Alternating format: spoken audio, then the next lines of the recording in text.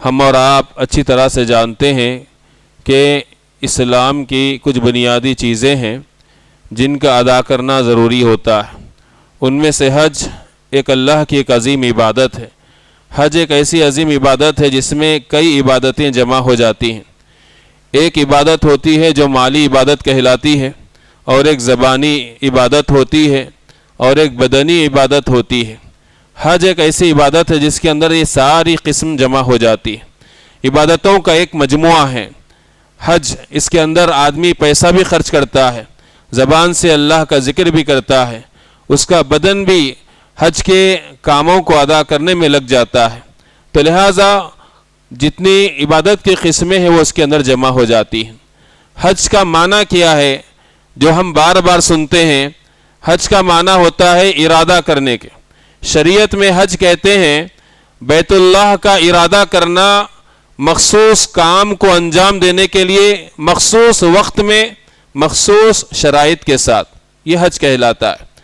اللہ رب العالمین نے قرآن مجید میں اس کا حکم بیان کرتے ہوئے فرمایا وَلِلَّهِ عَلَى النَّاسِ حِجُّ الْبَيْتِ مَنِ اسْتَطَاعَ إِلَيْهِ سَبِيلًا، اللہ کے لیے لوگوں پر بیت اللہ کا حج کرنا فرض کر دیا گیا ہے، اس شخص کے لیے جو اس کی طرف طاقت رکھتا ہے جانے کی۔ اللہ رب العالمین نے اس آیت کریمہ میں کئی باتیں بتائی حج سے متعلق۔ سب سے پہلے کہ اللہ کے لیے لوگوں پر فرض کر دیا گیا ہے جو طاقت رکھتے ہیں کہ وہ اللہ کے گھر کا حج کریں۔ وَمَنْ كَفَرَ، اور جس نے انکار کر دیا حج کرنے سے، فَإِنَّ اللَّهَ غَنِيٌّ عَنِ الْعَالَمِينَ، اللہ نے کہا کہ جس نے کفر کر دیا، انکار کر دیا حج سے، تو اللہ تعالیٰ سارے جہانوں سے بے نیاز۔ اللہ کو ہمارے حج کی ضرورت نہیں ہے، ہم کو حج کی ضرورت ہے کہ ہم اس سے اللہ کی رضا حاصل کر لیں، اللہ کے پاس ہم گرفت سے بچ جائیں، ورنہ اللہ کو ہمارے عبادتوں کی ضرورت نہیں ہے۔ اللہ تعالیٰ بے نیاز ہے۔ میرے دوست و بزرگوں، اس آیت کے ذریعے سے بات کا علم ہوا کہ جو طاقت رکھتے ہیں حج کو جانے کی، اب طاقت کون سی ہے؟ مالی طاقت، جسمانی طاقت کسی کے پاس ہے، اس پر حج فرض ہو گیا تو چاہیے کہ وہ حج کر لے۔ اگر حج طاقت ہونے کے باوجود کوئی نہیں کرتا ہے، اللہ تعالیٰ نے اس کے اس لاپرواہی کو کفر کہا ہے۔ کفر کہا ہے کہ جس نے کفر کیا یعنی حج کرنے سے انکار کر دیا۔ اسی لیے حضرت عمر فاروق رضی اللہ عنہ اپنے شہروں میں اعلان کرنے کے لیے لوگوں کو بھیجا کرتے تھے کہ لوگوں جاؤ دیکھو کس کے پاس طاقت ہے حج کو جانے کی، جسمانی طور پر بھی وہ صحیح ہے، مالی اعتبار سے بھی وہ حج کو جا سکتا ہے لیکن حج کو نہیں جا رہا ہے، ان کی لسٹ تیار کرو، میں ان پر ٹیکس لگاؤں گا۔ اللہ اکبر! ٹیکس کس پر لگایا جاتا ہے؟ اسلامی حکومت میں غیر مسلمان جب ان کے انڈر میں ہوتے ہیں تو اسلامی حکومت ان سے ٹیکس لیتی ہے ان کی حفاظت کے لیے۔ میرے دوست بزرگوں، کتنی شرم کی بات ہے کہ ایک آدمی مسلمان ہے، حج فرض ہو گیا، وہ ٹال مٹول کرتا ہے، حضرت عمر رضی اللہ عنہ اس پر ٹیکس لگانا چاہتے ہیں۔ ایک اور روایت حضرت علی رضی اللہ عنہ سے ہے کہ وہ کہتے ہیں کہ اگر کوئی آدمی حج کی طاقت رکھنے کے باوجود حج کو نہیں جاتا ہے تو پھر پرواہ نہیں ہے کہ وہ یہودی ہو کر مرے یا نصرانی ہو کر مرے۔ اللہ اکبر! میرے دوست بزرگوں، حج جب فرض ہو جاتا ہے تو اس میں ٹال مٹول نہیں کرنی چاہیے۔ حج کی جو شرائط ہے وہ کیا ہے؟ حج کی شرائط میں سب سے پہلی شرط یہ کہ مالی طاقت ہو، جسمانی طور پر آدمی طاقتور ہو، جا سکتا ہو حج کو، اور راستہ پر امن ہو، اور ساتھ ہی ساتھ وہ مسلمان ہو، بالغ ہو، عقل مند ہو، پاگل نہ ہو۔ اور اگر کوئی خاتون جانا چاہتی ہے تو ان شرائط کے ساتھ اس پر ایک شرط اور زائد ہو جاتی ہے، وہ یہ کہ اس کے ساتھ محرم ہو، اس کے ساتھ محرم ہو۔ یہ شرائط اگر ہمارے اوپر لاگو ہو رہے ہیں تو پھر ہمیں جو ہے حج کے ادائیگی میں ٹال مٹول نہیں کرنی چاہیے۔ حج کی ہسٹری کیا ہے؟ تاریخ کیا ہے حج کی؟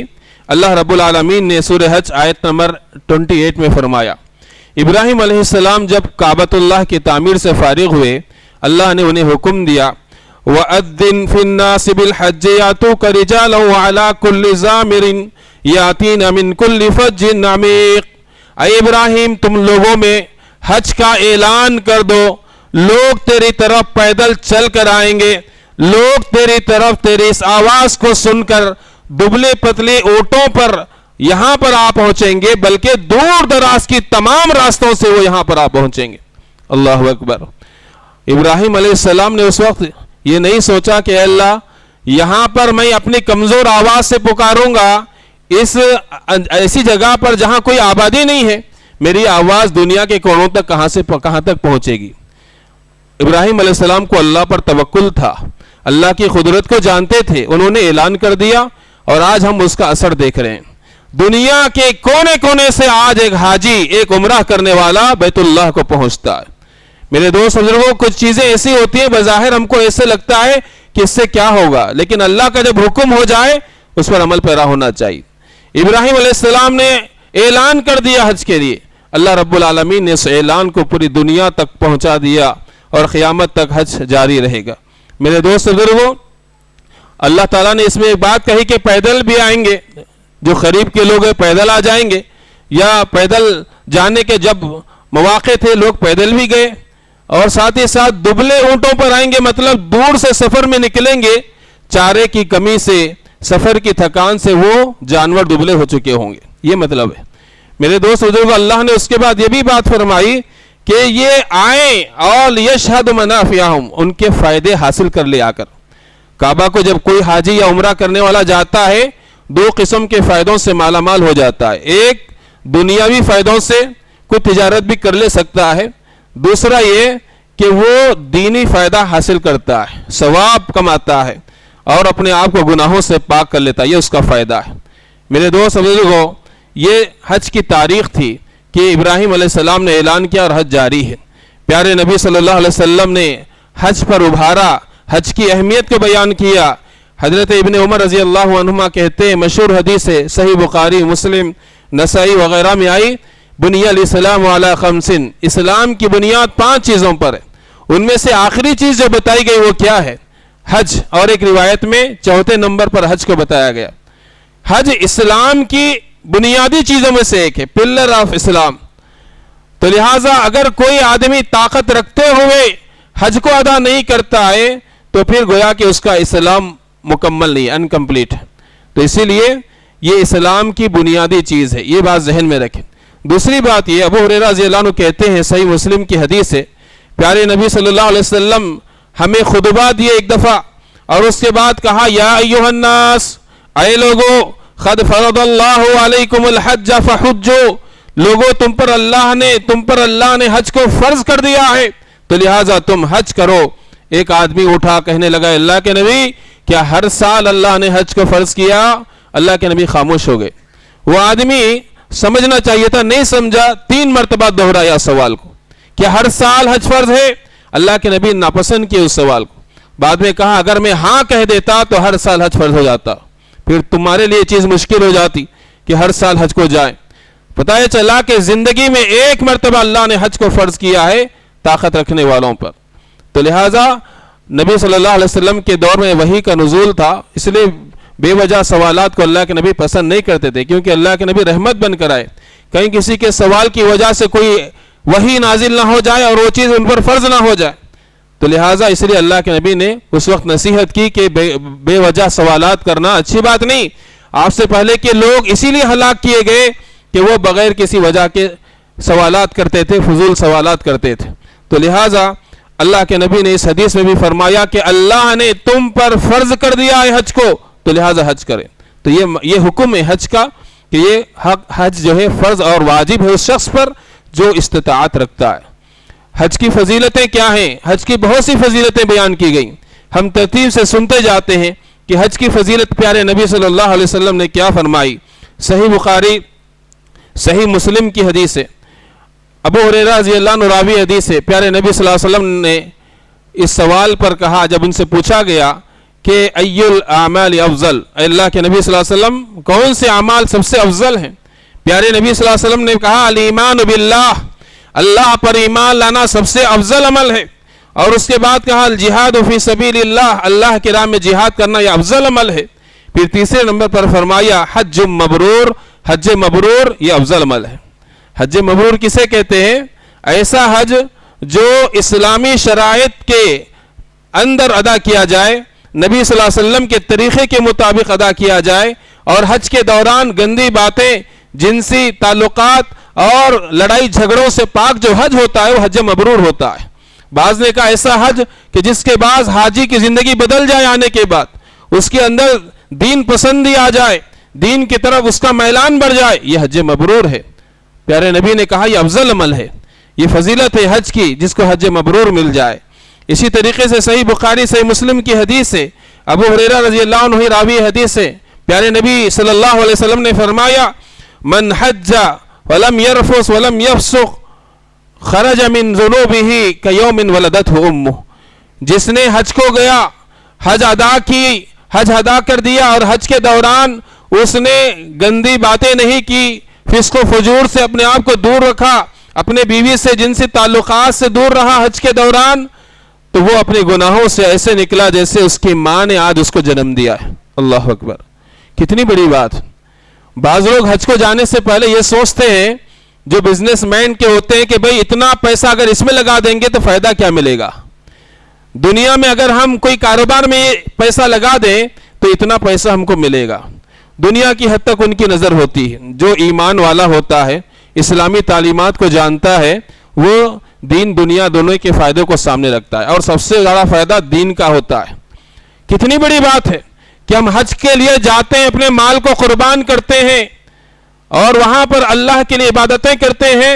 پیارے نبی نے کہا کہ وہ ایسے لوٹے گا گھر کو گناہوں سے پاک و صاف ہو کر جیسے اس کی ماں نے اس کو ابھی جنم دیا ہو۔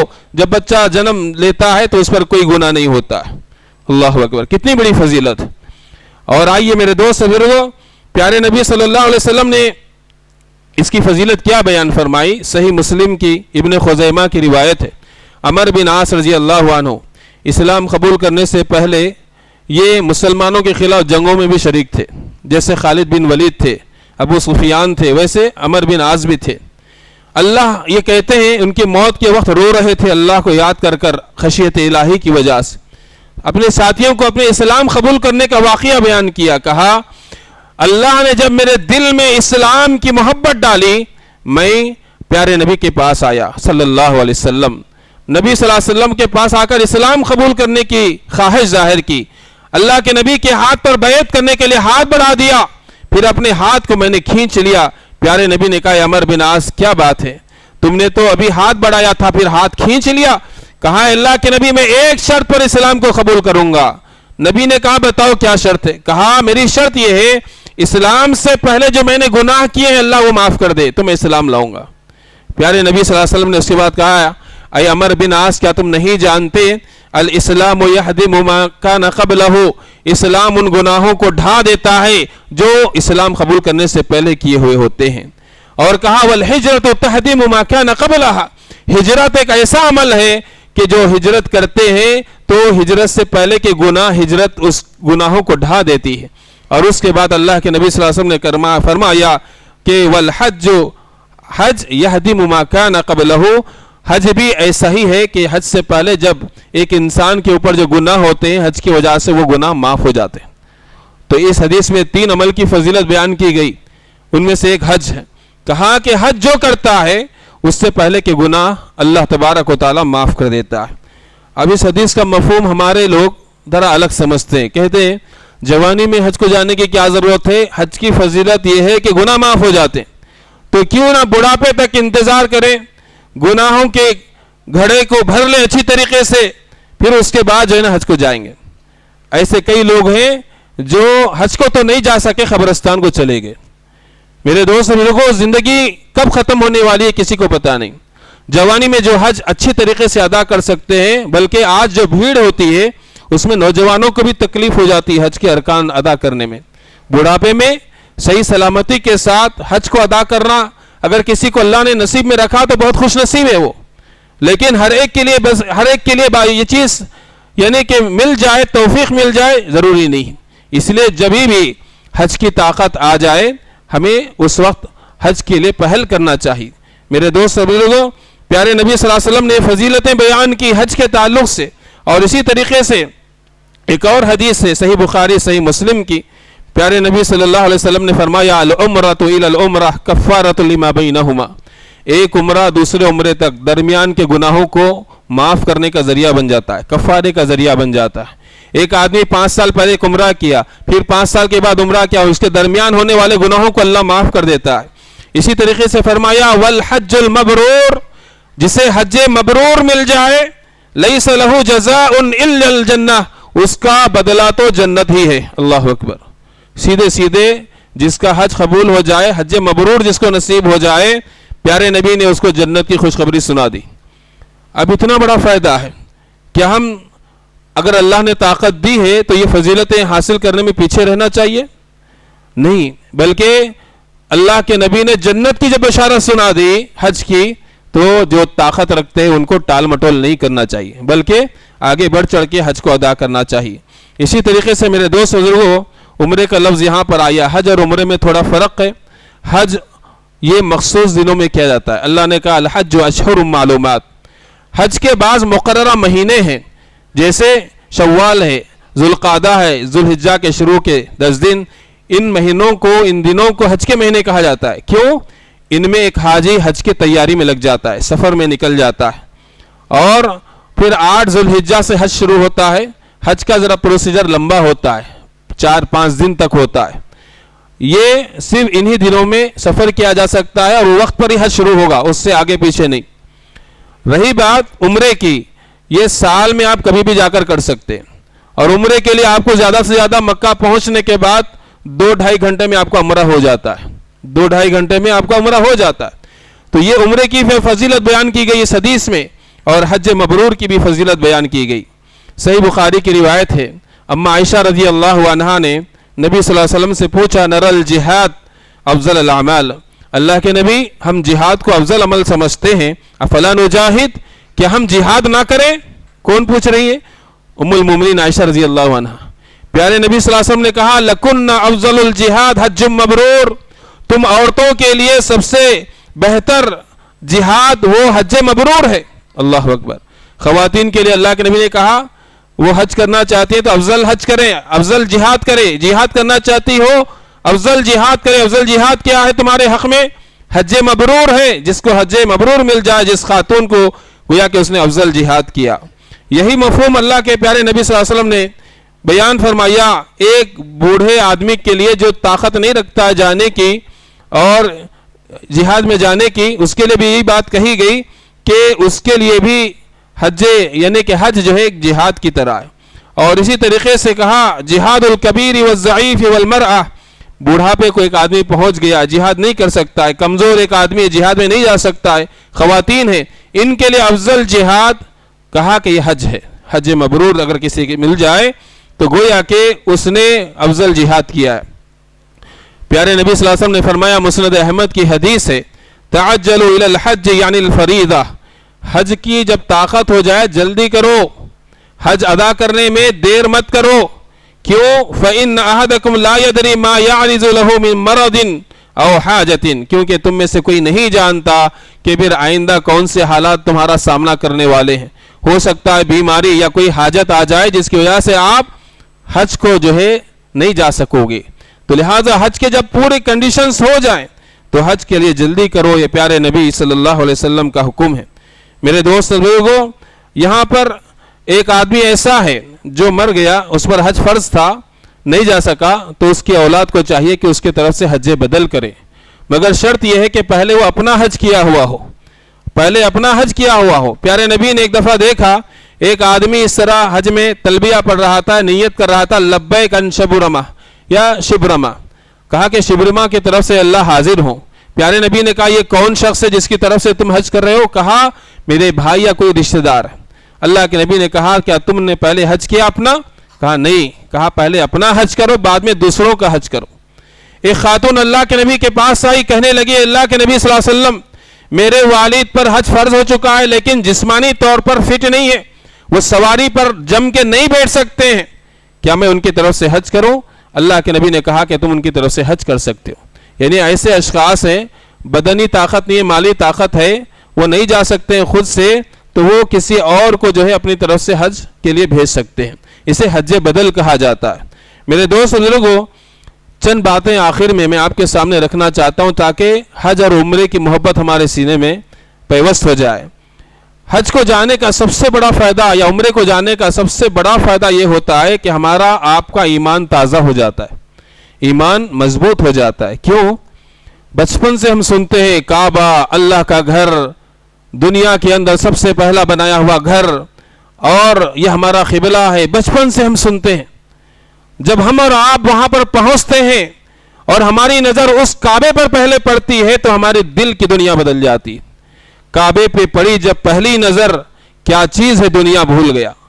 میرے دوست بزرگوں، روحانی منظر دیکھنے کو ملتا ہے وہاں پر، ہر کوئی اللہ کو منانے میں لگا ہوا ہے، سخت سے سخت پتھر دل بھی پگھل جاتا ہے، اس کی آنکھیں بہہ پڑتی ہیں، کیونکہ اس نے ابھی تک تصوراتی طور پر کعبے کو دیکھا ہے، سنا ہے، لیکن جب اپنی آنکھوں سے سیدھے سیدھے دیکھتا ہے قریب ہو کر، اس کی دل کی حالت بدل جاتی ہے۔ یہ فائدہ ہوتا ہے۔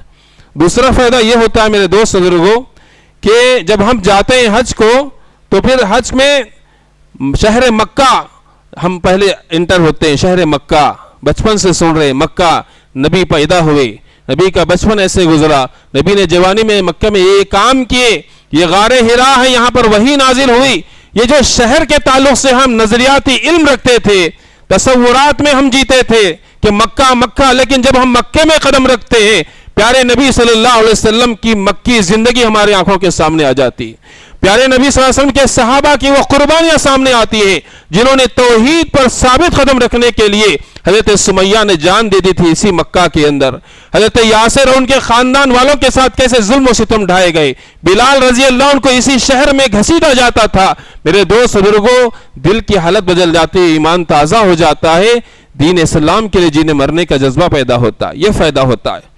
یہ ان لوگوں کے لیے جو ٹال مٹول کرتے ہیں کہ اتنا پیسہ لگائیں گے تو ہم کو پیسہ لگ کر نہیں آئے گا، میرے دوست بزرگوں، یہ ساری نعمتیں حاصل ہوں گی۔ اور اتنا ہی نہیں، جب ہم جو ہے کعبہ کے، جب ہم مکہ کے اندر جاتے ہیں، پیارے نبی نے کہا وہاں پر ایک نماز پڑھو گے تو 1,00,000 نماز دوسری مسجد میں پڑھنے کے مقابل میں اللہ اجر دے گا، ایک نماز۔ اس لیے حاجی حضرات حج تو شروع ہوتا ہے 8 ذی الحجہ سے پہلے چلے جاتے ہیں۔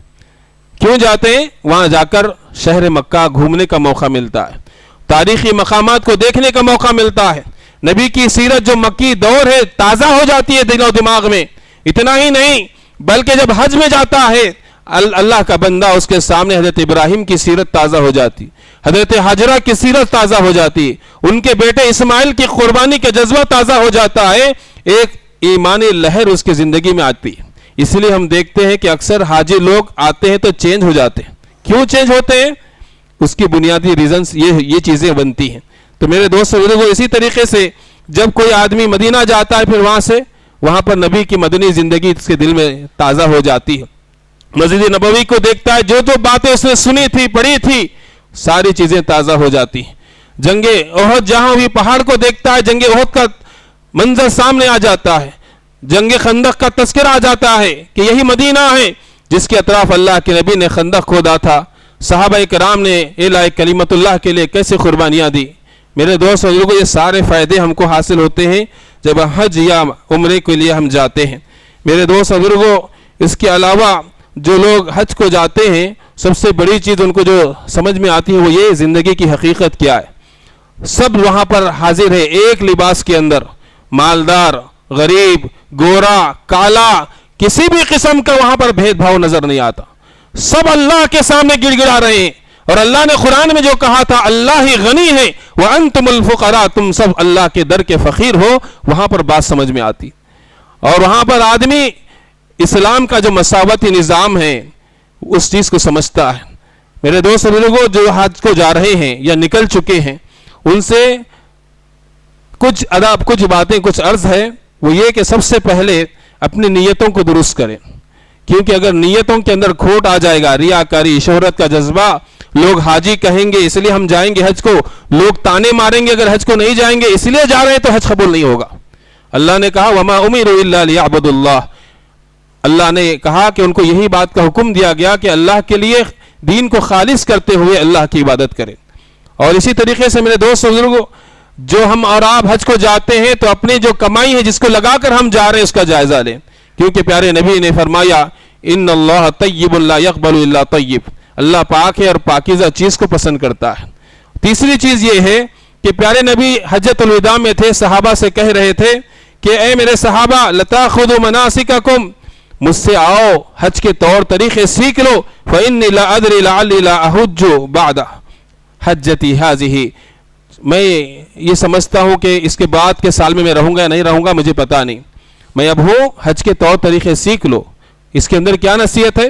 ہر حاجی یا عمرے کو جانے والے کے لیے ضروری ہے کہ جانے سے پہلے حج تربیتی کیمپ اٹینڈ کرے، یا جو عالم جن سے آپ قریب ہیں جو حج کو پریکٹیکل کیے ہوئے ہیں ان کے پاس جائیں اور حج کے تعلق سے تفصیلات سیکھیں، دعائیں سیکھیں، تاکہ حج صحیح طریقے سے ادا ہو۔ ورنہ کئی لوگ حج کو جاتے ہیں وہ ایسے ہی رسمن چلے جاتے ہیں اور کوئی چیز جیسے ادا کرنا ہے نہیں کرتے، بعد میں دل میں بھی یہ چیز رہ جاتی ہے کہ پتہ نہیں ہمارا حج ہوا نہیں ہوا، ملال ہوتا ہے۔ اس لیے کسی بھی چیز کو کرنے سے پہلے علم حاصل کرنا ضروری ہے۔ نماز آپ نہیں پڑھ سکتے اس کے علم کے بغیر، علم ہے اب نماز صحیح طریقے سے ادا کریں گے۔ تو میرے دوست بزرگوں، جو لوگ نکل چکے ہیں حج، ابھی بھی وقت ہے، کیونکہ حج ابھی نہیں شروع ہوا، تو ابھی بھی وہ آج کل کی جو ٹیکنالوجی ہے اس کا فائدہ اٹھائیں۔ اپنے سے جو قریب عالم دین ہیں آپ ان سے فون کریں، on line video call, zoom calling آپ کیجئے اور پہلے حج کے بارے میں سیکھیں، اس کے بعد حج ادا کریں، حج اچھے طریقے سے ادا ہوگا۔ یا آپ جن کے ساتھ جا رہے ہیں ہو سکتا ہے ان میں سے جو تجربے کار ہیں ان کے ساتھ حج ادا کریں تو آپ کا حج صحیح طریقے سے ادا ہوگا۔ تو یہ کچھ بنیادی باتیں تھیں جو میں نے مناسب سمجھا کہ قرآن و سنت کی روشنی میں آپ کے سامنے رکھوں۔ اللہ سے آخر میں دعا کرتا ہوں اللہ رب العالمین ہمارے کہنے اور سننے میں اخلاص عطا فرمائے، جب تک دنیا میں رکھے ایمان پر رکھے، ایمان پر ہمارا خاتمہ فرمائے۔ اللہ تعالی ہم میں سے ہر ایک کو اپنے گھر کا دیدار فرما دے۔ اللہ تعالی ہم سب کو حج و عمرے کی توفیق سے نواز دے۔ اللہ تو ہر چیز پر قادر ہے۔ جو ہماری بھائی بہنیں حج کے لیے نکلی ہیں، نکل رہی ہیں، اللہ ان کے راستوں کو آسان بنا دے، اللہ ان کے اس سفر کو کامیاب بنا دے، اللہ ان کے لیے حج مبرور اللہ تعالیٰ عطا فرما دے، ان کی نیتوں کو خالص فرما دے۔ اللہ رب العالمین ان کو ہم گنہگاروں کے بھی حق میں دعا کرنے کی توفیق عطا فرمائے۔ ہمارے ملک کے امن اور شانتی کے لیے ان حجاج کرام کو دعا کرنے کی اللہ تعالیٰ توفیق عطا فرمائے۔ اللہ رب العالمین ہم سب کو بری بیماریوں سے، بری خواہشات سے، بری اعمال سے حفاظت فرمائے۔ اللہ ہماری زندگی میں تقوی عطا فرمائے، پاک دامنی عطا فرمائے، بے نیازی عطا فرمائے۔ جو بھی ہم میں جائز مرادیں، خواہشات دل میں لیے ہوئے ہیں اللہ اپنے فضل سے ان سب کو پورا فرما دے۔ اللہ ہمارے شہر کو امن والا بنا، ہمارے ملک کو امن والا بنا۔ اللہ امت محمدیہ کی حفاظت فرما۔ اللہ رب العالمین حاسدوں کے حسد سے، شر پسندوں کے شر سے، ظالموں کے ظلم سے اللہ امت محمدیہ کی حفاظت فرما۔ اللہ مساجد کی، مدارس کی حفاظت فرما۔ اللہ تو حفیظ ہے، تو بہترین حفاظت کرنے والا ہے، بہترین نگہباں ہے۔ اللہ ہم تیرے بندے ہیں، تجھ سے مدد مانگتے ہیں، اللہ تو ہم سب کی مدد فرما دے۔ اللہ ہمارے اساتذہ کی مغفرت فرما، جو موجود ہے اللہ ان کے مال و صحت میں برکت عطا فرما، جو گزر چکے اللہ ان کی خدمات کو صدقہ جاریہ بنا۔ اللہ ہمارے والدین کی مغفرت فرما، جو موجود ہے اللہ ان کے سائے کو تادیر ہم پر عافیت کے ساتھ، دینداری کے ساتھ قائم رکھ۔ اللہ رب العالمین جو گزر چکے اللہ ان کی اولاد کو ان کے حق میں صدقہ جاریہ بنا، جنت الفردوس میں جگہ عطا فرما۔ وأقول قولي هذا واستغفر الله لي ولكم ولسائر المسلمين وآخر دعوانا الحمد لله رب العالمين۔